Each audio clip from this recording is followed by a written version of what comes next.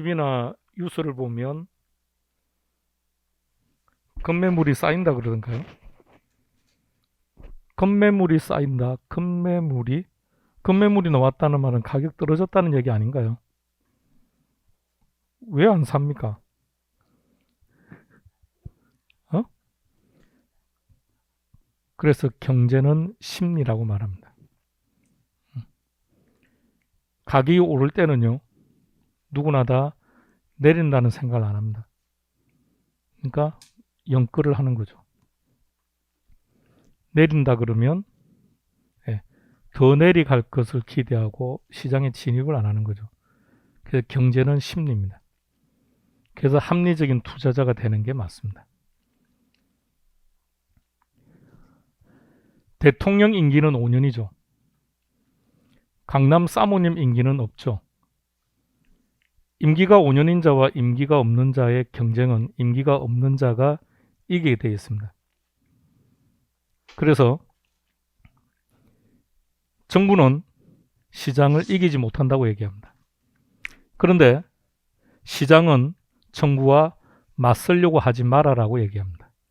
정부가 정책을 내드는데 에이씨 하든지 말든지 하면 폭탄 맞는 겁니다. 이게 종부세 부담 등등 이제 커지는 거죠.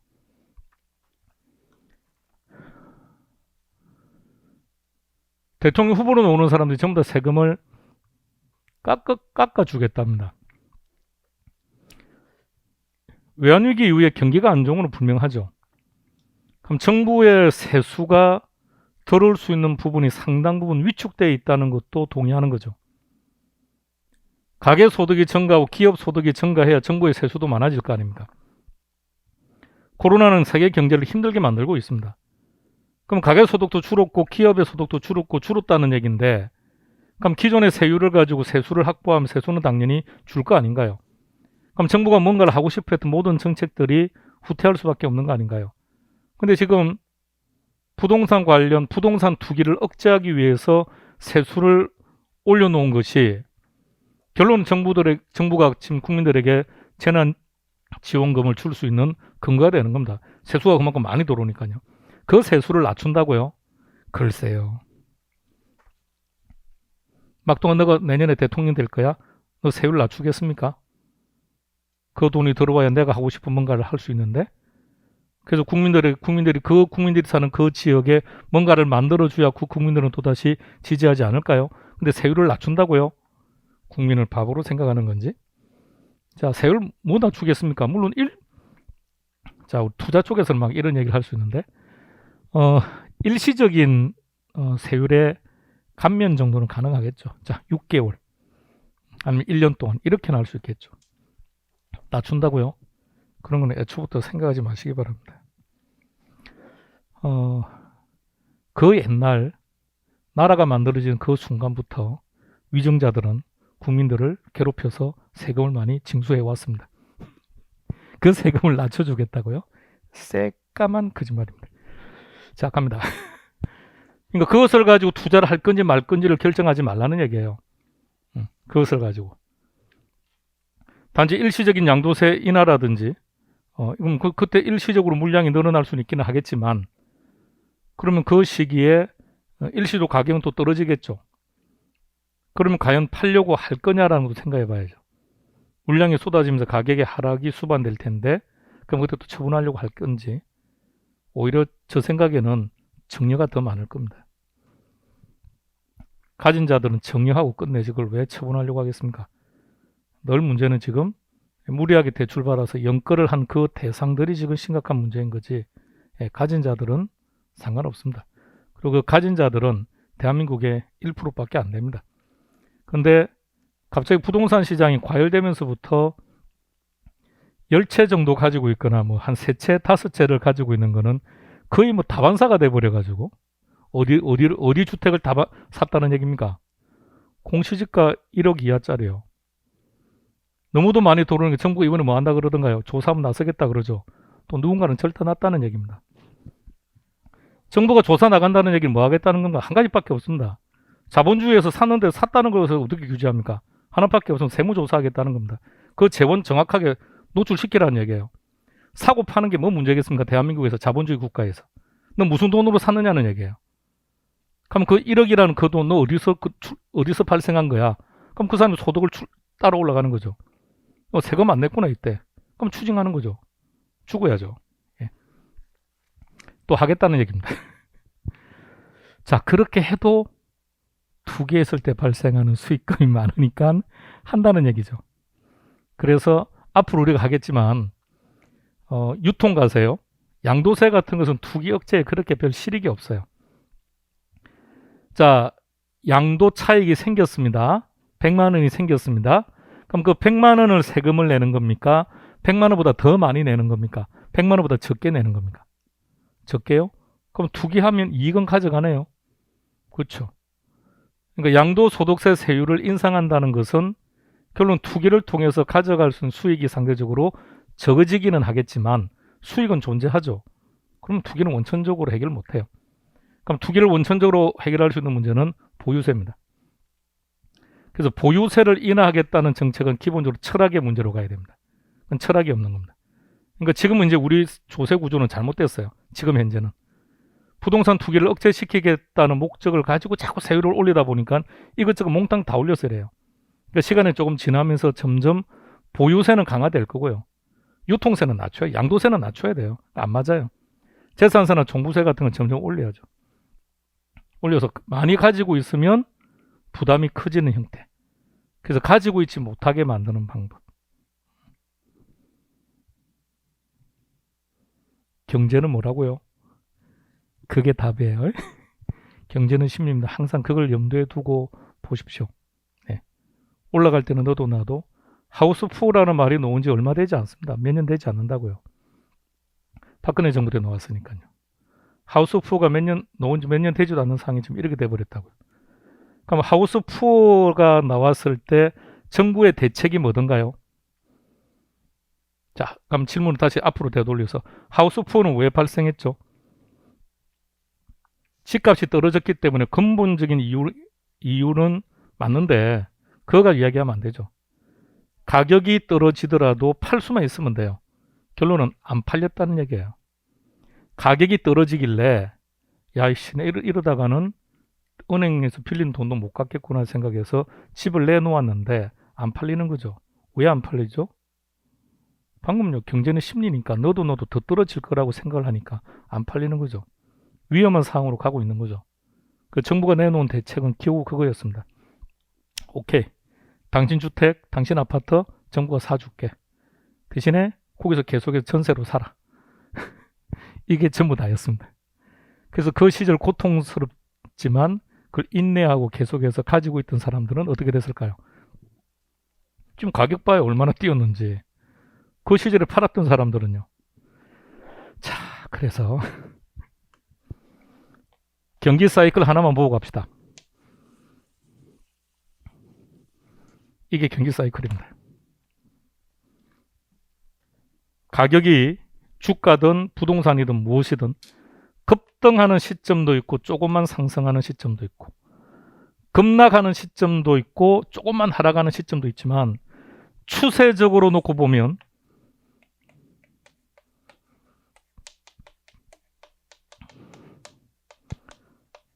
그래서 그 부분 말을 어렵게 써죠. 추세적이다, 시계열적이다, 시간적 흐름이란 얘기입니다. 시간적 흐름을 놓고 보면 가격은 항상 상승해 왔습니다. 자, 당장 작년과 비교 이런 거 하지 말고 한 5년 전으로 거슬러 올라가 봐요. 5년 전과 지금의 가격을 비교해 봐요. 10년 전과 비교해 봐요. 내 고딩 때하고 비교해 봐요. 내 초딩 때하고 비교해 봐요. 가격은요. 많이 올랐죠. 어떤 가격이요? 새우깡 가격도 올랐습니다. 어떤 가격은 다 올라요.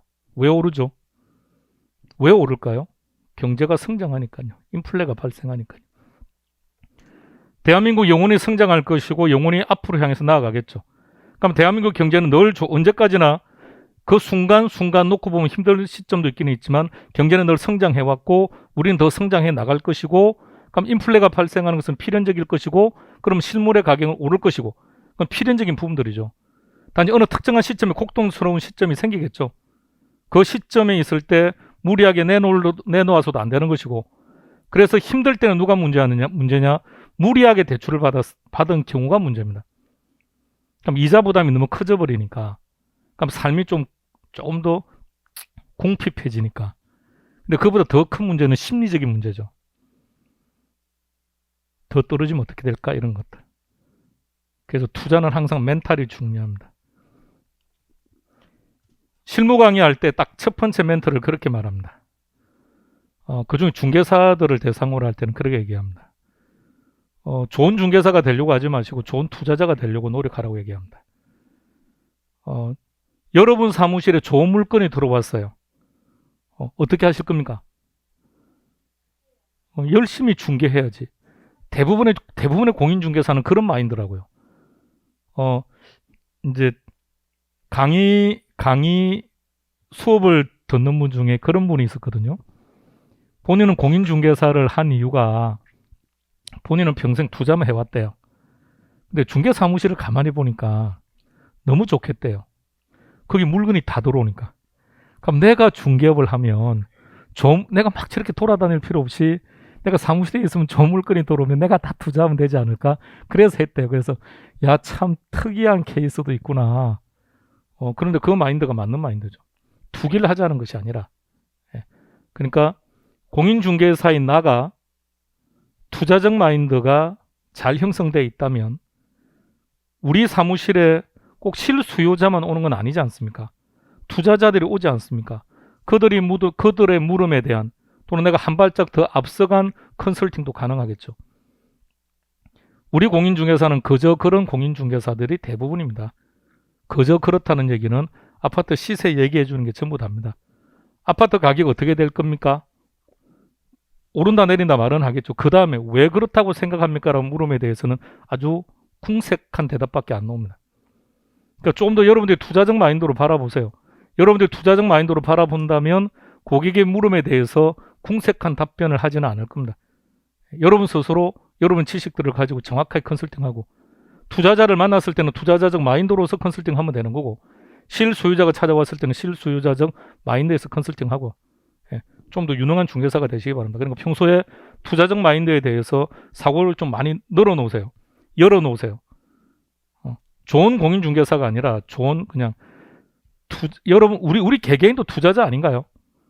그죠? 우리 개개인도 투자자고 나는 부동산 시장의 수요자입니까? 공급자입니까? 왜 수요자입니까? 있는 집 팔 수도 있는데 나 자신이 수요자이면서도 공급자인 거죠. 그러니까 매 순간순간 나는 투자자이기도 하다는 얘기입니다. 그럼 그런 마인드로서 부동산을 바라보고 경기를 바라보고 경제를 바라보세요. 누가 뭐라고 매스컴에 넣어서 떠들든 간에 그들이 말하는 걸 듣는 게 아니라 그럼 내 지식으로 그것을 해석해야죠. 정부가 정책을 내놓으면 그 정책을 뒤집어 봐요. 그게 답이니까요. 왜 정부가 금리를 올린다고 할까요? 지금 경제가 좋은 겁니까? 안 좋은 겁니까? 경제는 안 좋지 않습니까? 근데 금리를 내려야죠. 왜 올린다는 겁니까? 가계대출이 심각하다는 얘기입니다. 그러니까 지금은 경제가 좋아진다는 것보다는 가계부채가 심각하다는 이유 때문에 미국보다 선제적으로 지금 금리를 올린 거예요. 여기에 미국이 금리를 올리게 되면 또다시 우리가 덩달아도 올려야 되는 상황이 생기니까 점점 더 앞으로 부채에 대한 부담은 처음 더 가중될 가능성들이 점점 많아지고 있다는 얘기입니다. 자, 그렇게 되면 그런 시장이 도래하면 우리는 어디에 관심을 두는 게 좋을까요? 당연히 경매 쪽으로 눈을 돌려야죠. 일반 시장과 경매 시장은 정반대로 움직인다고 생각하시면 돼요. 일반 시장이 호황일 때는 경매는 죽습니다. 안 놓습니다. 물건이 놓을 이유가 없죠. 시장에 내놓으면 거래가 되는데 일반 시장이 위축되면 경매 시장이 좋아지게 되어 있습니다. 이 두 시장은 반대로 움직입니다. 그럼 우리는 당연히 경매 시장을 바라봐야죠. 늘 경매에도 관심 많아야 돼요. 일단 합격하고 난 다음에 합격에 전까지 신경 쓰지 말고요. 또 하고 안 하고 또 법원에 가서 또 앉아 이런 거 하지 말고요. 그걸 합격하고 난 다음에 매일 가서 앉아 있어 봐요. 뭐 모든 건 합리적인지는 모르겠지만 그래도 한 번 정도, 두 번 정도는 몸테크도 해보는 게 맞다고 생각해요. 해봐서 본인이 경험을 해봐야죠. 그래야 고객을 만났을 때 뭐라고 말을 할 거 아닙니까? 다양한 경험을 많이 해보시기 바랍니다. 투자에 대해서. 꼭 자격증만 딴다 이런 생각하지 마. 이제부터 마인드를 열어야죠. 공인중개사 자격증을 취득하기 위해서 스타트를 했다는 얘기는 이미 우리는 부동산 전문가가 되었다는 얘기입니다. 그러니까 부동산에만 국한시키면 안 돼요. 보세요. 지금 금리가 움직이니까 부동산이 움직이지 않습니까? 그죠? 주가가 더 오르면 돈들은 또다시 빠져서 주식으로 또 빠져나가겠죠. 그러니까 경제를 알아야죠. 경제 사이클을. 투자할 시기인지 아닌지를. 그리고 멘탈은 강해지셔야 됩니다. 무엇을 하시든. 내려가면 사야 됩니까? 팔아야 됩니까? 그게 부동산이든 주식이든 펀드든 뭐든 간에 내려가면 사야 됩니까? 올라가면 팔아야죠. 여러분들은 그렇게 하십니까? 정반대로 할걸요? 아이고 내려가면 더 내려갈까봐 걱정돼서 팔고 오르면 어이구야 하고 사고 맨날 그렇죠. 맨날. 가진 자는 그 반대로 가죠. 가진 자는 그 반대로 간다고요. 대한민국의 상위 1%는 소득을 가진 재산을 가진 상위 1%는 재산의 상위 1%는 내리면 사고 오르면 팝니다. 대한민국 대부분의 나머지 국민들은 오르면 놀래가지고 사고 내리면 큰일 났구나 하고 팔아버립니다. 그래서 맨날 서민들이 형성한 자금들은 있는 자들의 호주머니에 한 방에 다 갖다 줘버립니다. 그래서 서민은 영원히 서민으로 살 수밖에 없습니다. 멘탈 강해지셔야 됩니다. 멘탈이 아주 강해져야 돼요. 그 멘탈에 대한 기본적인 베이스는 경제적 마인드가 있어야죠. 응?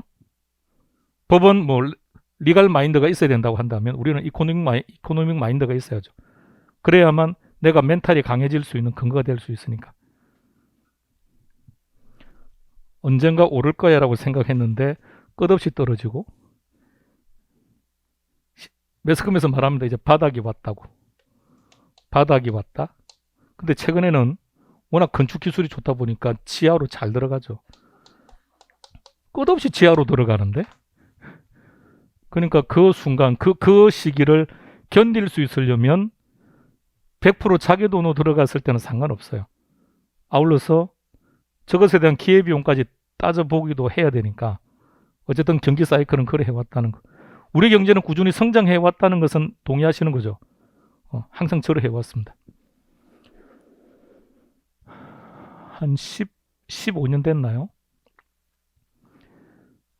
어느 날 우리나라의 주식시장의 펀드 문화가 본격화되기 시작했습니다.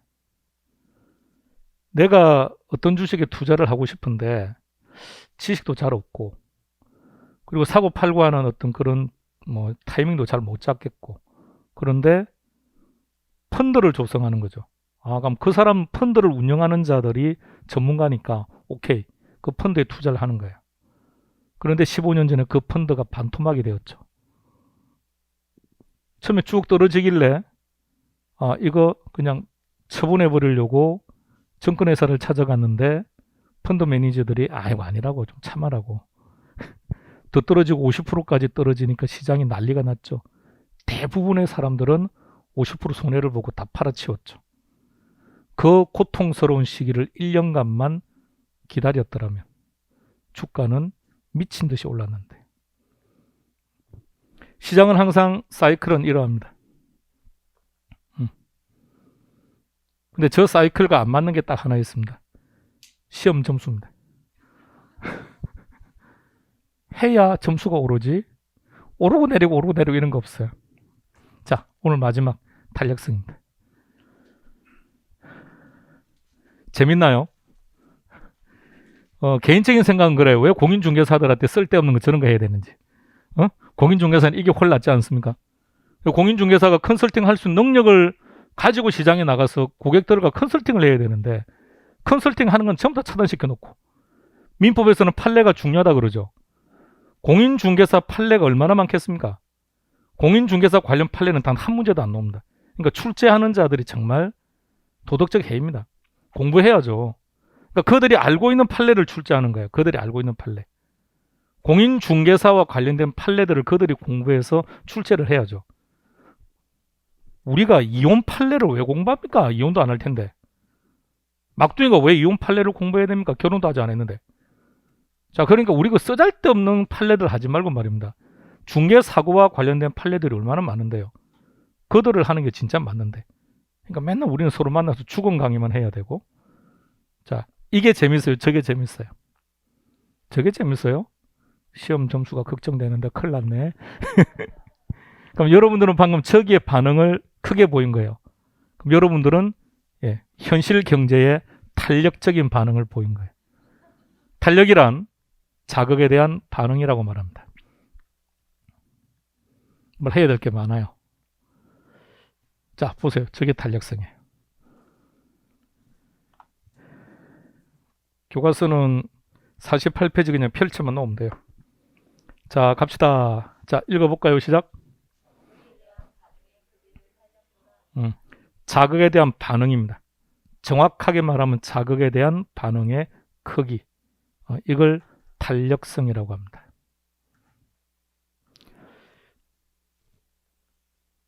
탁구공을 떠올리세요. 탁구공. 축구공을 떠올리세요. 이 둘을 똑같은 높이에서 놓으면 어느 게 많이 튕겨 오를까요? 탁구공? 잘 모르는구나. 실험을 해야 되는구나. 오늘 집에 실험하고 다음 주에 와서 발표하세요. 그럼 골프공을 놓아볼까요? 어느 게 많이 튕겨 오를까요? 골프공? 그게 탄력적이라는 얘기예요. 어떤 자극을 주었을 때 똑같은 높이에서 놓았다. 이게 자극을 준 거죠. 그것에 대해서 상대로 많이 튕겨 오르더라. 그게 탄력. 그렇지 않으면 비탄력. 그러면 저 자극을 주는 요인과 반응을 보이는 요인이 무엇이 있을까? 수요의 탄력성에서 반응은 수요량, 공급의 탄력성에서 반응을 보이는 것은 공급량. 오로지 수요와 공급이에요. 자극을 주는 요인들이 많아요. 보세요. 뭐라고 되어 있는지.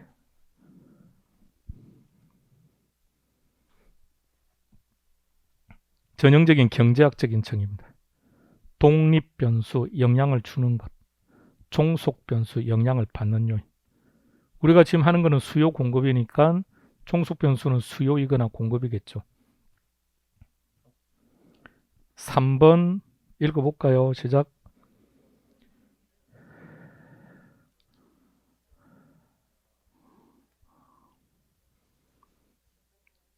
자, 그래서 자료를 보시면 종속변수를 부동산 수요로 놓았습니다. 수요. 그럼 수요에 영향을 주는 것들은 무수히 많을 거예요. 가격이 변하면 수요가 변합니까? 그걸 수요의 가격 탄력성 이렇게 말해요. 소득이 변하면 수요량이 변하겠죠. 그걸 수요의 소득 탄력성. 금리가 변하면 변합니까? 금리의 탄력성. 인구수에 따라서 변한다. 수요의 인구수 탄력성. 탄력성의 종류는 수만 가지를 만들 수 있습니다. 단 경제학에서는 3가지만 인정합니다. 교차 탄력성은 어떤 거냐면 다른 재화의 가격이 변하면 당의 재화의 수요량이 변하는 거예요. 지난주 우리 했던 대체재 보완제 기억납니까?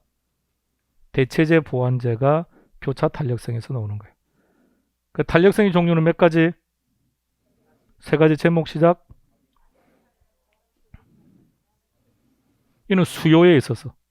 공급에서는 하나밖에 없어요. 공급에서는 가격 탄력성. 수요의 가격 탄력성과 공급의 가격 탄력성은 99% 똑같아요. 그럼 1% 다른 게 뭘까? 수요의 가격 탄력성에서는 수요량, 공급의 가격 탄력성에서는 공급량. 그것을 제외한 나머지는 다 똑같아요. 그러니까 공급의 탄력성 별도로 할 필요 없다는 겁니다. 자, 이제 이거 어떻게 읽을 거냐? 자, 가격 탄력성은 이렇게 말해요.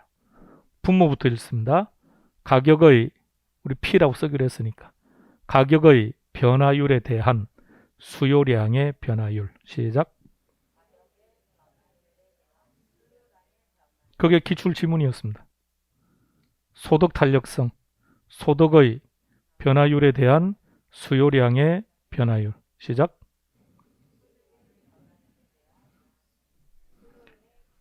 처음 만났을 때 정확히 기억해요. 변화율에 대한 변화율입니다. 변화율에 대한 변화율을 말해요. 가격의 변화율에 대한 수요량의 변화율. 그러면 그거는 가격 탄력성. 소득의 변화율에 대한 수요량의 변화율 그러면 소득 탄력성. 교차 탄력성은 재화가 2개가 나와야 돼요. X제, Y제로 가볼게요. X제 가격 변화율에 대한 Y제 수요량의 변화율. X제, Y제 시작. X제 가격 변화율에 대한 y제 수요량의 변화율 이렇게 쓰는 거예요. x제 가격 변화율에 대한 y제 수요량의 변화율. 그래서 탄력성의 종류는 수요 탄력성과 공급 탄력성이 있는데 수요 탄력성은 저렇게 3개.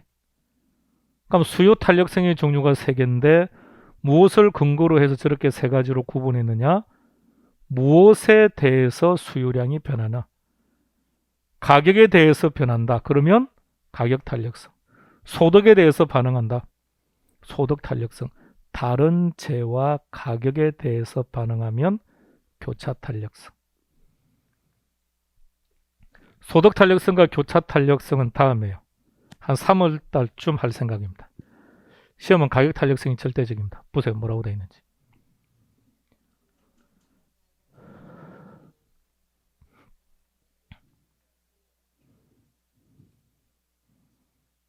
오늘 강의에 대해서 만족합니까? 얼마나 만족하십니까? 100%? 막둥이 오늘 강의에 대해서 어느 정도 만족합니까? 500%? 자, 이런 게 정량적 표현입니다. 두 사람 다 합격. 보통 그러면 좋아요 이렇게 좋아요, 매우 좋아요 이런 건 정성적 표현이라 그래요. 개론에서 다루는 건 다 정량적인 표현, 숫자로 표현한다는 거죠. 오늘 날씨가 너무 좋아요. 이런 건 정성적 표현. 정량적 표현은 오늘 날씨는 30% 맑고 막 이렇게. 나는 당신을 사랑합니다. 이거는요. 정성적 표현, 정량적 표현으로 바꿔봐요. 나는 당신을 16.5% 사랑합니다. 이렇게. 이제 매 순간순간 정량적인 사고를 하시기 바랍니다. 자, 용어 한번 기억해봐요. 정량적인 무슨 수량으로, 수치로 표현한다는 거예요. 수치로. 근데 감정으로 또는 뭐 색상으로 뭐 이렇게 표현하는 걸 정성적이라고 해요. 그러니까 정성적이라는 말은 애초부터 기억하지 말아요. 괜히 틀리니까. 시험에 한번 놓은 적이 있습니다. 정성적 표현 이렇게. X 우리는 다 정량적인 표현. 그럼 오늘 댁에 가서 이제 정량적인 표현을 하는 겁니다. 아들아, 딸아, 나는 너를 65.4% 사랑해 이렇게. 너는 나를 몇 프로 사랑하니? 이렇게. 배 부릅니까? 96% 배 부릅니다. 그러니까 나머지 4%도 채울 수 있구나 이렇게. 자, 보세요 뭐라고 그러는지. 이렇게 하는 거예요. 읽어볼까요? 시작. 가격의 변화율에 대한 수요량의 변화율 저렇게. 저게 시험 지문이라고요. 저렇게. 보통 이렇게 씁니다. 쓸 때는. 분모의 가격, 분자의 수요량. 적을 줄 알아야 돼요. 가격의 변화율에 대한 수요량의 변화율. 해석해 보세요. 뭐라고 되어 있는지.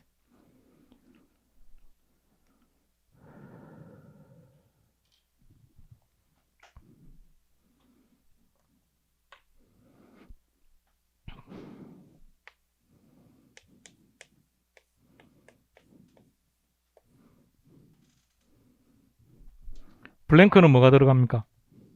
12. 그럼 잘 봐요. 출제하는 거는 3가지예요.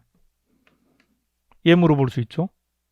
그럼 3을 정답으로 물었다면 시험 문제 어떻게 출제했다는 얘기입니까? 12 나누기 4를 했다는 얘기겠죠. 4가 정답이 될 수도 있겠죠. 어떻게 출제했다는 겁니까? 오케이, 12 나누기 3을 했다는 얘기예요. 12를 구하라고 출제했다는 얘기입니다. 그러면 곱해란 얘기죠. 이게 탄력성 계산 문제예요. 자, 탄력성을 잘 봐요. 분모, 변화율에 대한, 오늘은 계산 문제 안 할 거예요. 개념만 잡는 거예요. 분자 변화율이 탄력성입니다. 맞나요? 분모 변화율에 대한 분자의 변화율, 이게 탄력성이에요. 그럼 시험 문제 뭘 물어보느냐? C를 구하라 이렇게 나와요. C를 구하라. 어떻게 구하면 됩니까?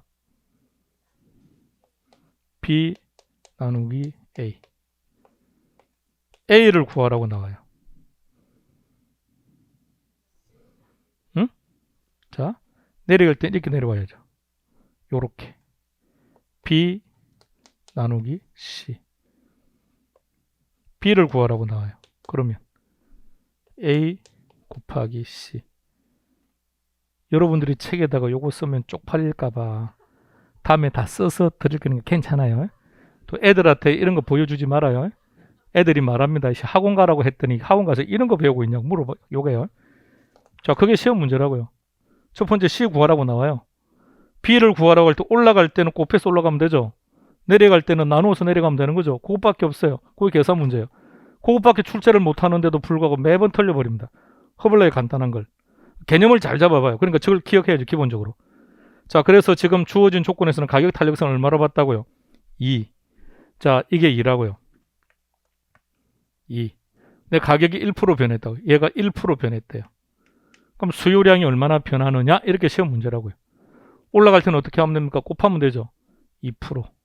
자, 그런데 상승했대요. 1% 상승했대요. 그럼 수요량은 2%.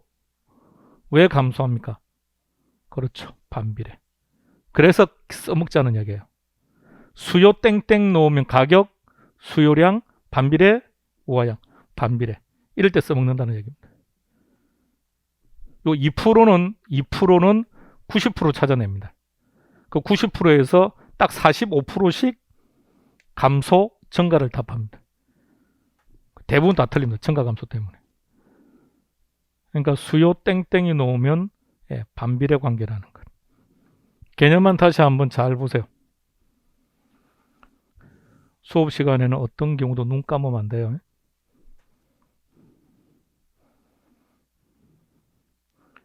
소득 탄력성을 하다가 눈을 감았습니다. 눈을 떴더니 막 이런 걸 하고 있습니다.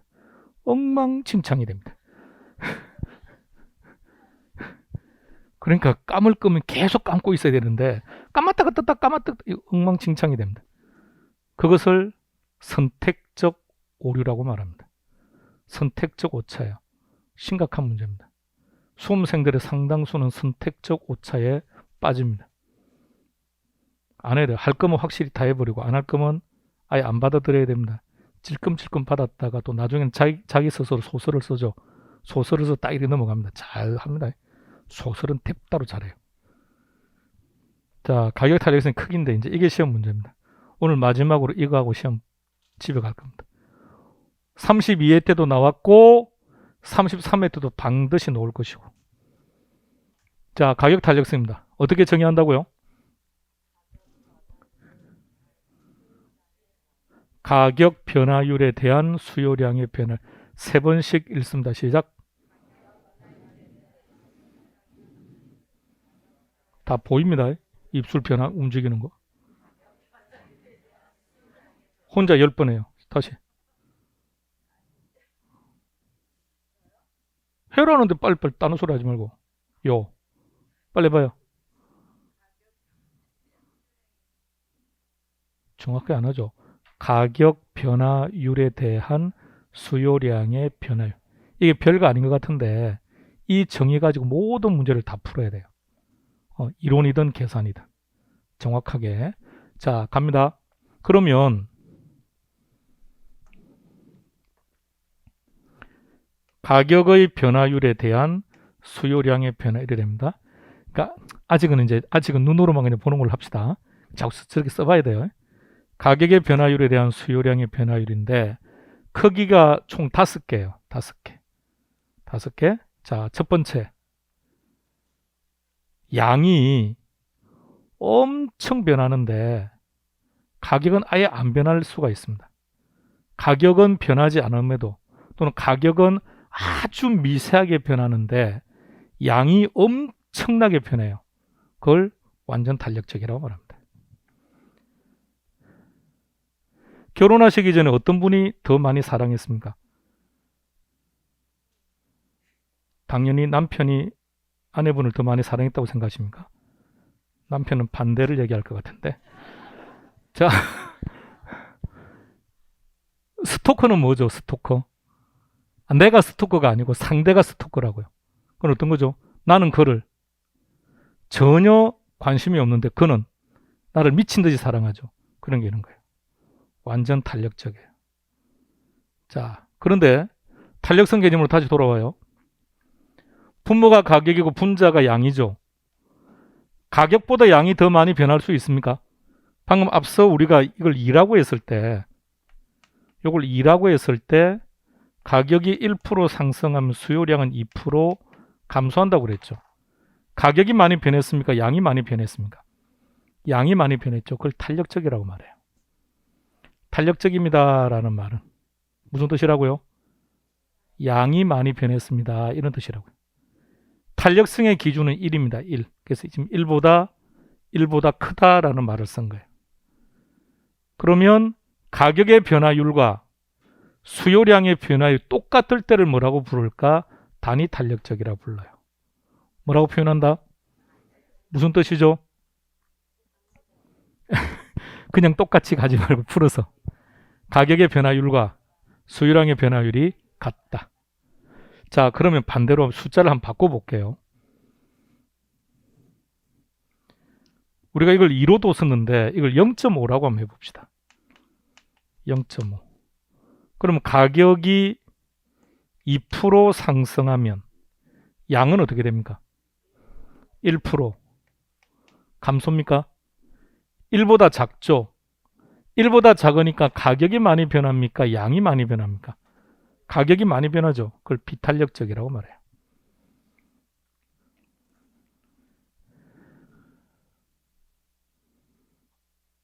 자, 이번에는 뭐가 나와야 될까요? 차례대로 따지면 완전 비탄력이 나오겠죠. 완전 비탄력적이라는 얘기는 가격이 불변이라는 뜻입니다.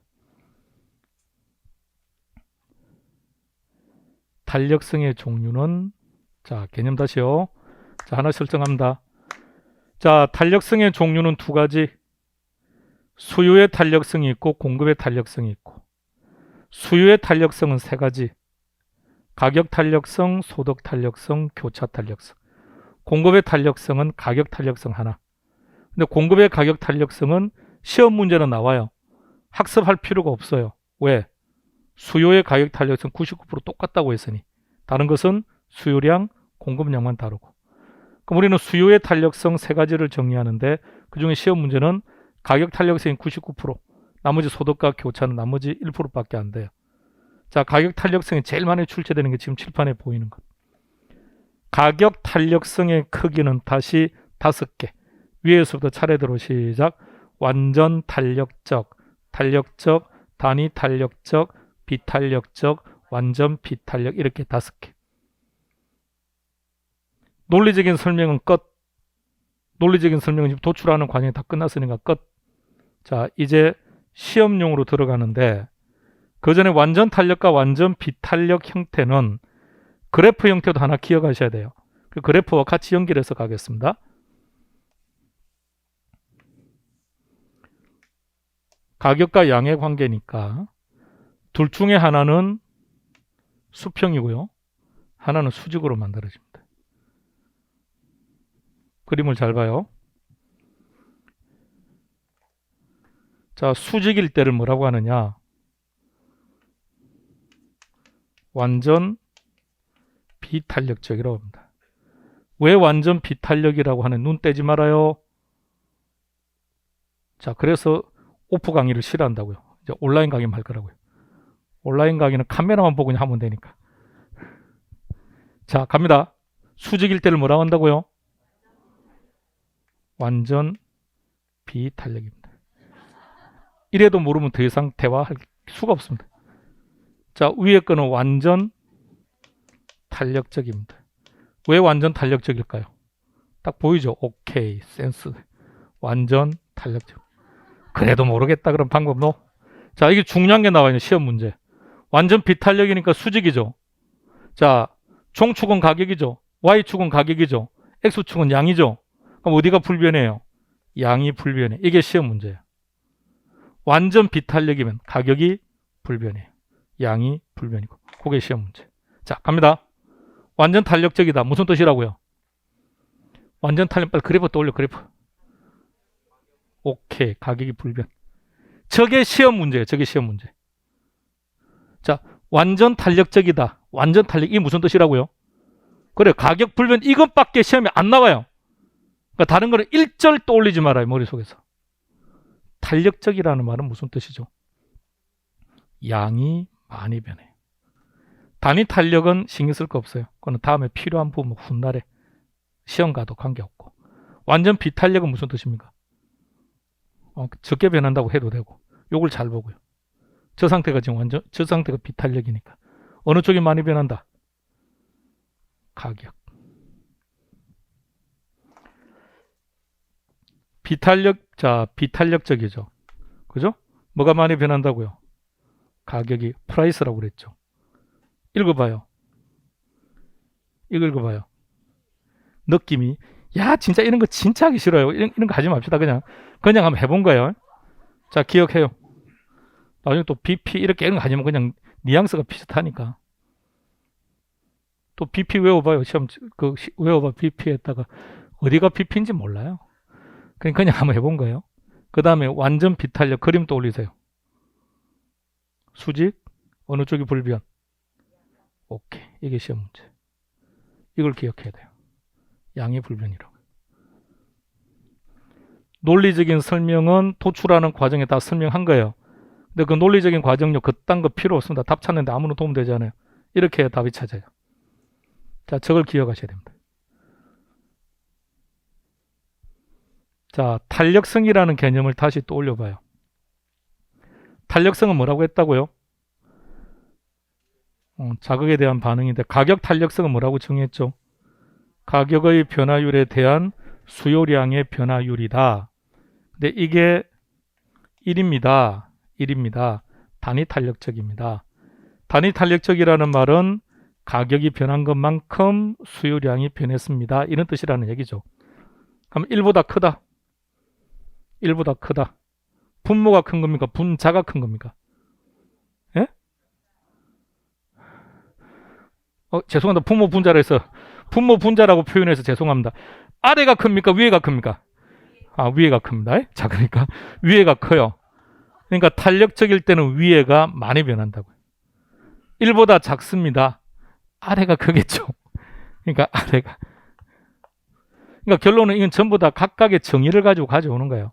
요 정의를 가지고 가져오는 건데, 시험 칠 때 머릿속에서 저 정의를 0.1초라도 생각하지 마세요. 시간 낭비니까. 그러니까 기계화돼야죠. 저렇게 돼야 된다고. 자, 완전 탄력, 완전 비탄력 그래프 떠올리세요. 그래프 떠올리고, 그래프 알아야 됩니다. 그래프 떠올리시고 그림의 형태 기억하고요. 완전 탄력은 무한대고 완전 비탄력은 0인데 아직은 몰라도 돼요. 오늘은 그냥 구경하는 선에서만 끝내시고. 지금은 뭐가 중요하냐? 가격 탄력성의 종류는 5가지야. 가격 탄력성의 크기는 5가지야. 근데 완전 탄력, 완전 비탄력은 그래프를 떠올리면서 완전 탄력적이다. 그래프 형태. 수평. 어느 쪽이 불변? 가격. 완전 비탄력이다. 형태. 수직. 시험이 그렇게 나와요. 수직 이렇게 나와요. 우리 시험이. 수평 이렇게 나와요. 그러니까 그림을 풀 줄 아셔야 된다고요.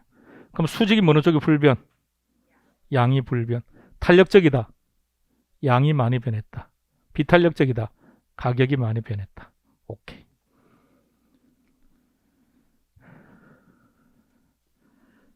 탄력성의 종류는 2개. 수요의 탄력성, 공급의 탄력성. 공급에는 무슨 탄력성? 가격 탄력성 하나밖에 없다. 근데 신경 안 써도 된다. 자, 수요의 탄력성은 3개. 시작. 가격 탄력성, 소득 탄력성, 교차 탄력성. 소득 탄력성과 교차 탄력성은 먼 훗날, 지금 손댈 필요 없고요. 자, 가격 탄력성. 가격 탄력성의 크기 5개. 위에서부터 시작. 완전 탄력적,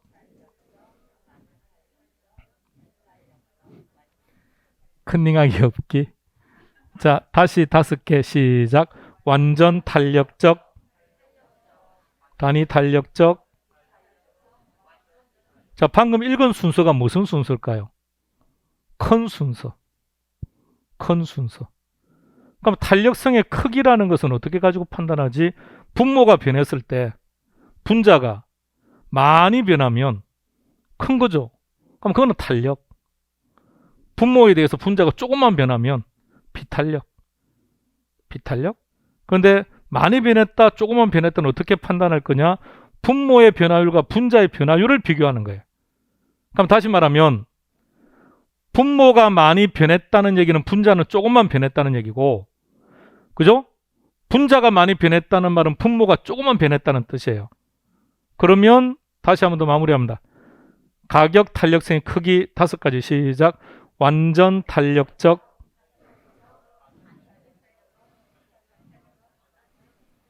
완전 탄력적이다. 무슨 뜻이라고요? 오케이. 가격이 불변이다. 그래프 떠올리면서 기억하는 거예요. 탄력적이다. 양이 많이 변한다. 그럼 양이 많이 변한다는 말은 가격은 조금만 변한다. 비탄력적이다. 가격이 많이 변한다. 그럼 양은 조금만 변한다. 완전 비탄력이다. 수직, 양이 불변이다. 자, 시험 문제 어떻게 나오는지 보여드릴게요.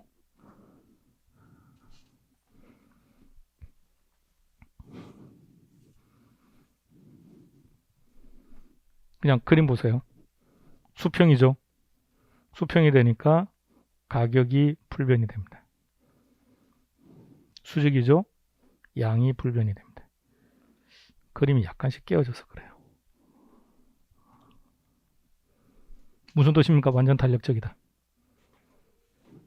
응? 응, 오케이. 자, 오늘은 뭐 뒤에 건 일단 보지 말고요. 탄력적이다. 양이 많이 변한다. 가격이 많이 변한다. 그러니까 많이 변하는 쪽만 기억하자고요. 물론 시험은 자, 이렇게 놓습니다. 탄력적인 경우에는 가격이 조금만 변한다. OX. 오, 양이 많이 변하니까 우리는 양도 기억하고 가격도 기억하고 이렇게 하지 말자고요. 한쪽만. 각각 많이 변하는 쪽만 기억하자고요. 그럼 다른 쪽은 적게 변한다는 뜻이니까. 비탄력적이다. 가격이 많이 변한다. 완전 비탄력이다. 양이 불변이다. 자, 문제 보여드릴게요. 이렇게 나와요. 답 찾으세요. 답 찾으신 분은 손가락으로 표시하시고 맞추신 분만 댁으로 돌아갑니다.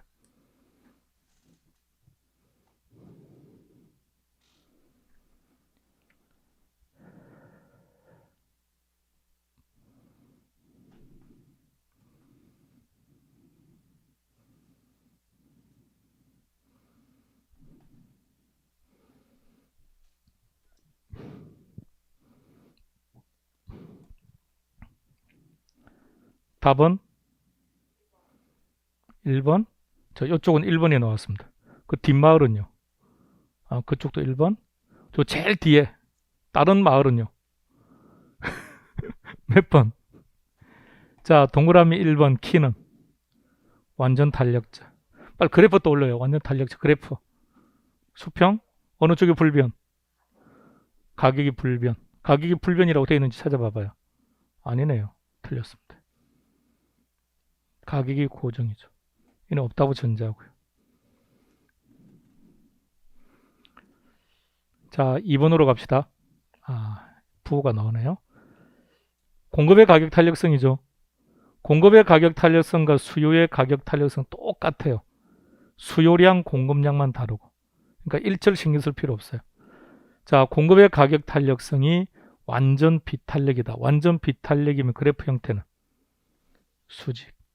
그죠? 그때 0이라고 해요. 지금 안 할 건데 잠시 보세요. 무한대. 완전 탄력은 무한대, 완전 비탄력은 0. 이렇게 말을 해요.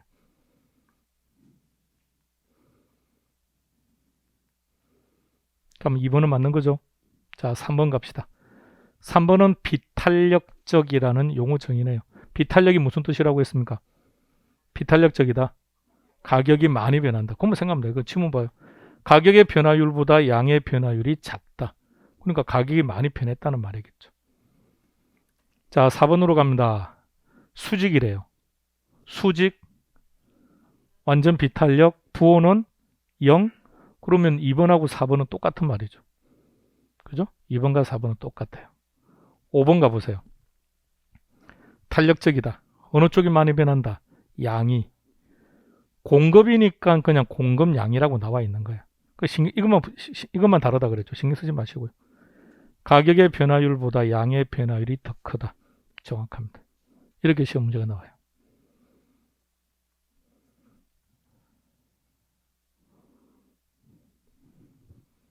이제 정리 한번 해봅시다. 잘 봐요. 처음 만났을 때 확실히 정리합시다. 문제를 잘 보라고요. 수요의 변화와 탄력성이 결합한 거예요. 우리 오늘 2교시에 뭘 했냐면 곡선 하나만 이동하면 가격과 양이 다 변한다. 수요 곡선만 이동하면 모든 게 다 똑같은 방법. 하여튼 기억나십니까? 거기다가 탄력성이 결합한 거예요. 자, 이럴 때는 얘를 첫 번째 키로 잡아요. 수요가 증가, 그러면 결론 모두 다 증가. 두 번째 키는 탄력. 탄력적이 무슨 뜻이었죠? 오케이. 양이 많이 변한다 그랬죠? 양이죠? 양은 더 변한다고요. 그럼 가격은 덜. 이런 뜻이라고요. 막둥아, 한 대 맞으면 아픕니까? 10대 맞으면 아픕니까? 10대? 그럼 한 대 맞아볼래? 안 아픈지? 다시 한 번 더. 한 대 맞는 게 아파? 10대 맞는 게 아파요? 한 대 맞아도 아프고 10대 맞아도 아픈 10대 맞으면 더 아프겠죠. 그게 탄력성 개념이에요. 더. 자, 2번 여러분들은 먼저 한번 결정해 보시겠습니까?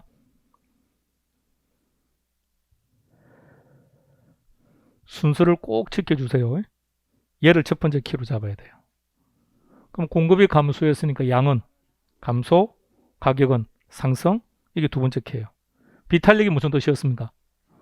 오케이. 가격이 더 변하죠. 그러니까 가격은 더. 그럼 가격은 양은 조금만. 자, 근데 이 문제 유형하고 뭐가 바뀝니다. 뭐가 지금 달라졌어요. 뭐가 달라졌어요? 오케이. 완전자가 붙었어요. 이럴 때는 얘를 첫 번째 키로 잡아요. 그래서 불변인 쪽을 먼저 결정하세요. 그래야 실수하지 않아요. 어느 쪽이 불변? 가격. 그럼 이게 두 번째 키예요. 감소니까 양은 감소. 자, 네 번째는 여러분들이 먼저 하세요.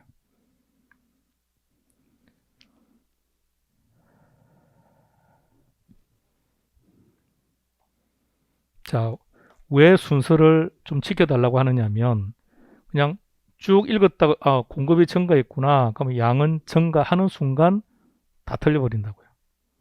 그러니까 완전자가 붙었을 때는 걔를 첫 번째 키로 잡아요. 완전 비탄력 그래프 형태. 수직 어느 쪽이 불변? 양은 불변 또는 변하지 않는다. 그죠? 다음 두 번째 키 공급 증가. 공급이 증가했으니까 가격은 하락. 이렇게. 문제로 바로 갈게요. 지문 하나씩 결정해 보세요. 천천히. 빨리 할 필요 없으니까 천천히 결정해 봐요. 순서를 좀 꼭 지켜주세요.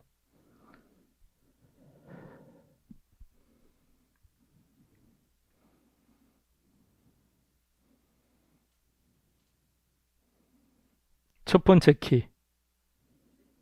수요 증가. 수요 증가니까 모두 다 증가죠. 그래서 가격은 상승. 두 번째 키는요. 비탄력. 비탄력이 무슨 말이죠? 가격이 많이 변한다. 그죠? 그럼 가격이 나와 있네요. 가격이 나와 있으니까 더. 자, 이번엔 지문을 반대로 해석해 볼게요. 칠판 잘 봐요. 자, 지문. 가격이 상승한대요. 왜 상승한 겁니까? 수요가 증가했으니까. 두 번째, 더 상승했대요. 왜 더 변한 거죠? 비탄력적이니까. 오케이. 자, 2번 결정합니다.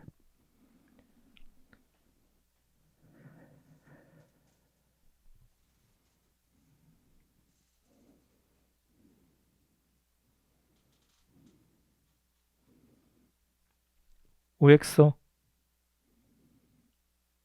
천천히. 첫 번째 키는 공급 증가.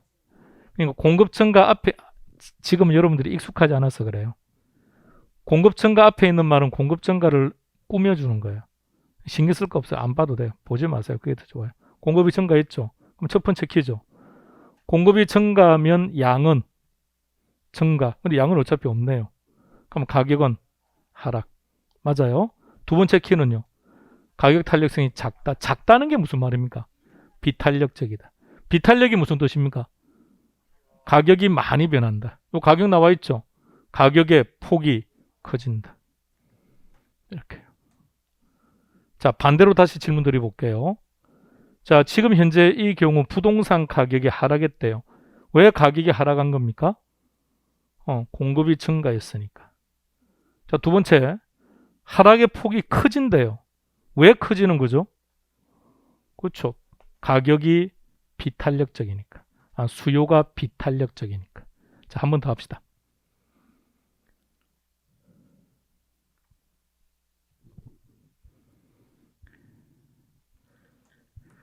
옳은 질문이죠. 2번과 3번은 다른지 같은 건지 보세요. 똑같죠?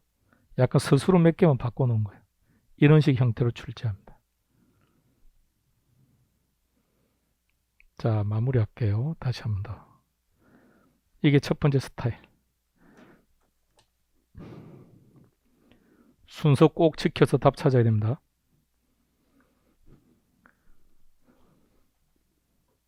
첫 번째 키는요? 그럼 전부 다 증가. 두 번째 키는 탄력이 무슨 뜻이라고요? 양이 많이 변해. 양이 많이 변해. 그럼 상대적으로 쟤는 조금만 변한다는 거죠. 꼭 시험 문제가 덜 이렇게 놓는다는 보장은 없어요. 많이 변한다, 적게 변한다는 문구만 놓으면 되는 거니까.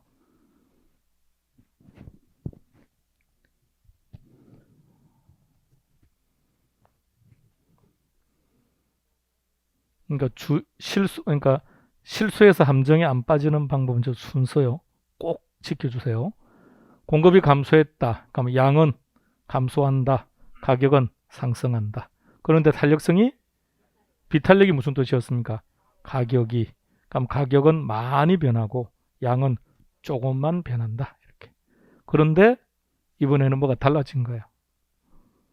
완전자가 붙었을 때는 얘를 첫 번째 키로 잡는다. 완전 탄력 그래프 형태. 수평 무한대인데 그건 그냥 아직은 신경 쓰지 말고요. 자, 수평이니까 어느 쪽이 불변? 가격. 그럼 두 번째 키는 그 양은 자, 네 번째요. 그래프 형태. 수직이 어느 쪽이 불변? 양이 불변, 변하지 않는다, 일정하다. 그러면 나머지 한쪽 공급 증가. 그럼 가격은 하시겠죠. 하락, 뭐 감소 상관없어요. 그런 거는 상관없어요. 그런 거는 신경 쓰지 마시고요. 하나 뒤에 더 있었네요. 요거 한번 찾아보세요.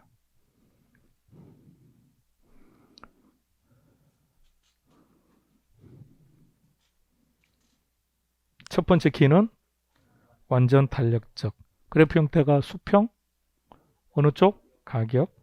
두 번째 키는요. 수요 증가. 그러면 오케이. 이런 식으로.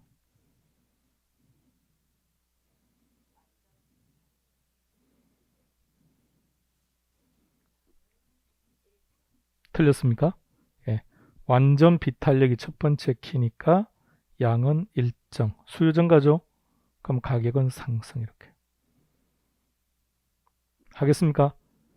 요것만 가지고 한 문제가 출제되거나 아니면 앞서 했던 거 수요 증가가 공급 증가보다 크면 가격은 상승하고 거래량은 증가한다. 그거와 결합시켜서 한 문제가 나오든 각각 한 문제가 나올 수도 있고 결합해서 한 문제가 출제될 수도 있고 그것만 다를 뿐 무조건 시험 문제.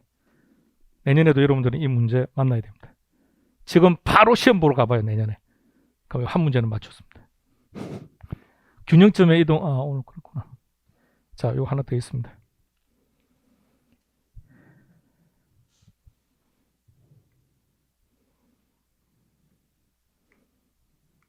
OX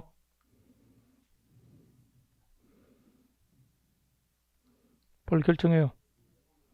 O가 맞네요. 혹시 X는 없습니까? 남들이 yes라고 할 때 no라고 대답할 수 있는 그런 용기. X라고 생각하시는 분. 집에 못 가게 하려고 했는데 다행입니다. 찾아보세요.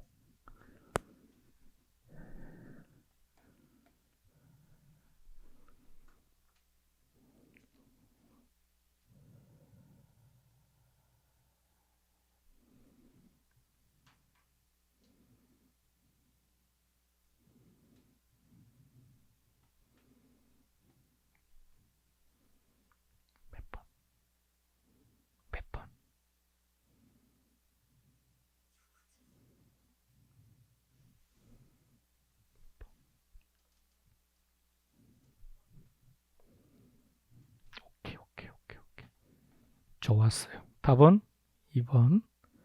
자, 2번만 봅시다. 완전 탄력적이다. 수평이죠. 그럼 가격은 불변. 두 번째 키. 이렇게요. 나머지는 반대니까.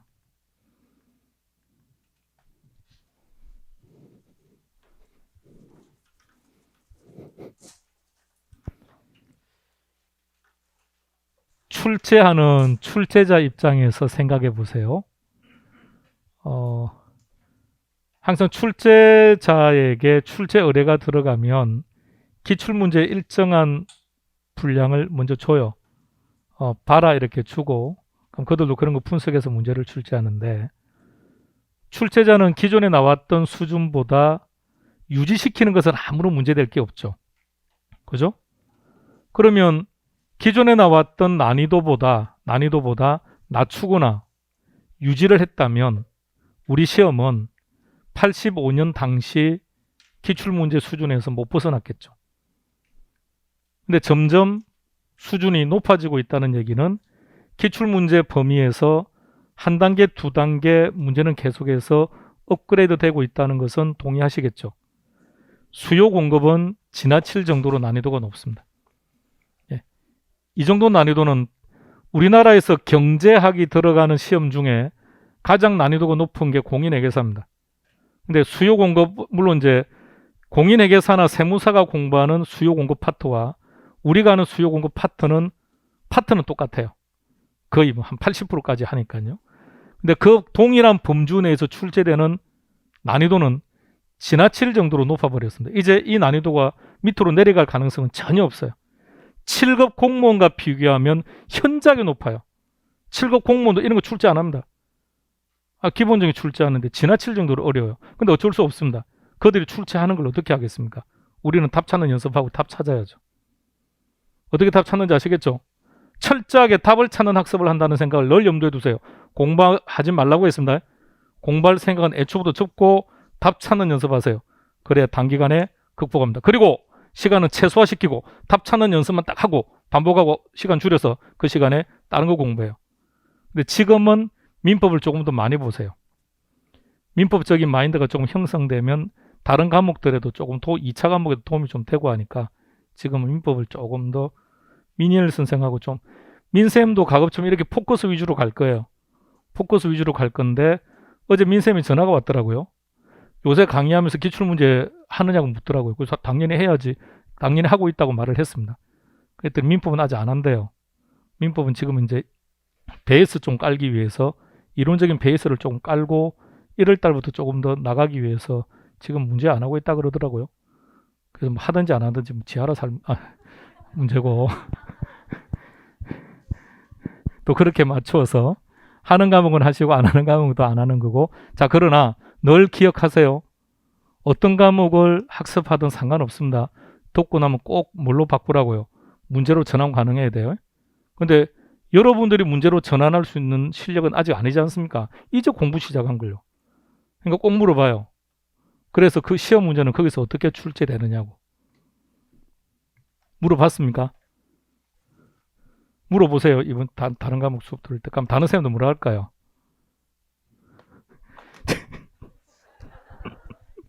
다음 시간에 뵙겠습니다. 수고했습니다.